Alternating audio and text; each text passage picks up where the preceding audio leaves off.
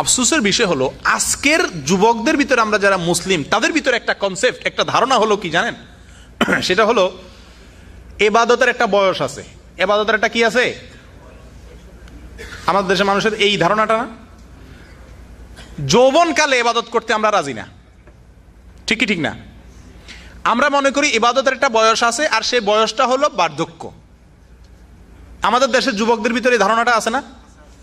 সম্মানিত ভাইয়ারা, যারা মনে করে যে বুড়াকালে ইবাদত করা দরকার, এরা হয় ইবাদতের গুরুত্ব বুঝেনি, আর না হয় ইবাদতটাই বুঝে নেই।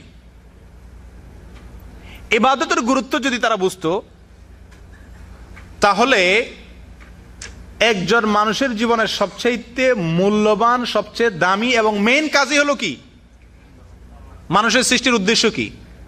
আপনাদের এখানে প্রতিযোগিতার কাগজ দিছে, এখন প্রশ্ন আউট করলে তার সমস্যা নেই। প্রতিযোগিতার কাগজ জমা দেওয়ার তো টাইম শেষ। মানুষের জীবনের সৃষ্টির লক্ষ্য কি? আল্লাহর ইবাদত করা। আল্লাহ কোরআনে কারীমে বলেছেন, ওমা খালাকতুল জিন্না ওয়াল ইনসা ইল্লা, আল্লাহ বলেন আমি জিন এবং মানুষকে সৃষ্টি করেছি শুধু কিসের জন্য? ইবাদতের জন্য। যেটা জীবনের মূল লক্ষ্য, সেটার জন্য আজকের যুব সমাজকে যদি বলা হয়, তারা বলে যে আরো সময় আছে। এটা কি একটা দাঁড়ায় রাখার বয়স হলো? এটা এত নামাজ পড়ার বয়স হলো?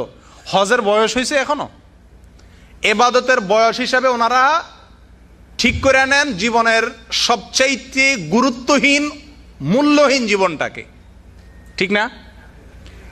সম্মানিত ভাইয়ারা, আমাদের ভিতরে আমি নিশ্চিত শত শত ভাই হয়তো এখানে আসেন, হয়তো এখানে আসেননি, আমাদের ভিতরে অনেকের ভিতরে ধারণা আছে যে ইবাদতের একটা বয়স আছে, দাঁড়ায় রাখার একটা কি আছে? বয়স আছে, হজের একটা বয়স আছে। এত সকাল ভালো হয়ে যাওয়া যাবে না। এত সকাল ভালো হয়ে গেলে আকাম কুকাম কখন করবো? একটু আকাম কুকাম করে নি, তারপরে যে একসাথে কি হয়ে যাব? ভালো হয়ে যাব।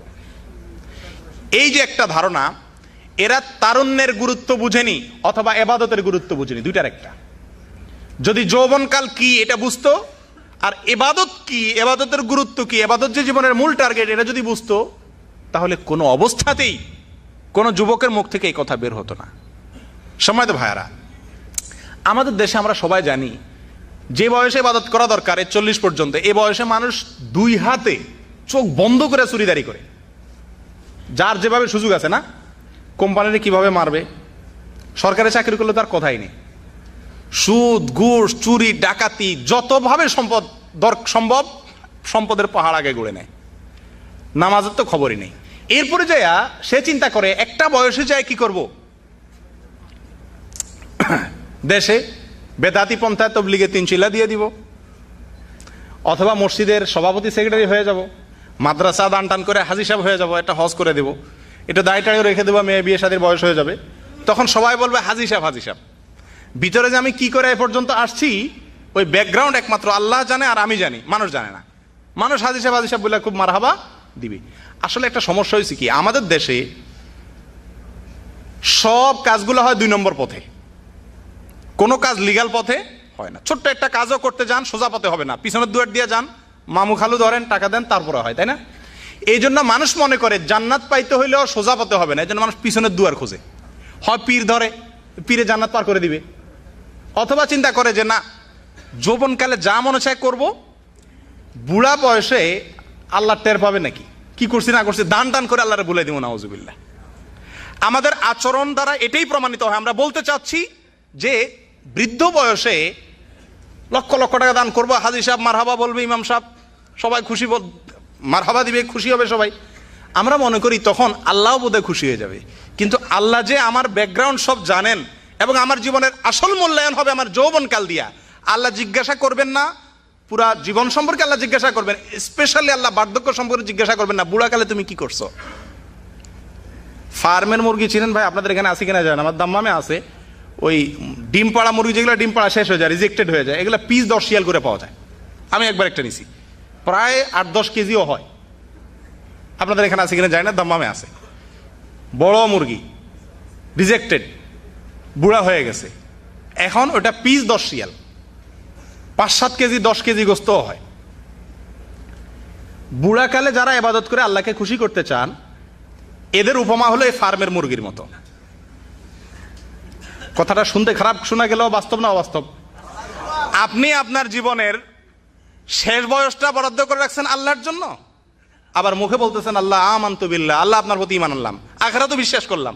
মুখে বলতেছেন সবই বিশ্বাস করতেছেন, আর জীবনের সবচেয়ে মূল্যহীন জীবনটা, যে জীবনকে কেউ নিবে না, কোথাও 10 টাকা বেতনে কেউ চাকরি দিতে রাজি না, যে জীবনের কোনো মূল্য নাই, রিজেক্টেড ফার্মের মুরগির দরে যে জীবনের মূল্য বিক্রি হয়, সেই মূল্যটি আল্লাহ রাব্বুল ইজ্জাতের জন্য বরাদ্দ করে রাখছেন, সেই জীবনটি আল্লাহর গোলামের জন্য বরাদ্দ করে রাখছেন। আর মনে করছেন পুরা যৌবনকাল চুরি দাড়ি ডাকাতি মিথ্যা শেষরামি রাত ভরে ফিল্ম দেখে ঘুমাবো, ফজর পড়বো না, বুড়া বয়সে যাই এমন কিছু করব মসজিদ থেকে আর বেরই হবে না।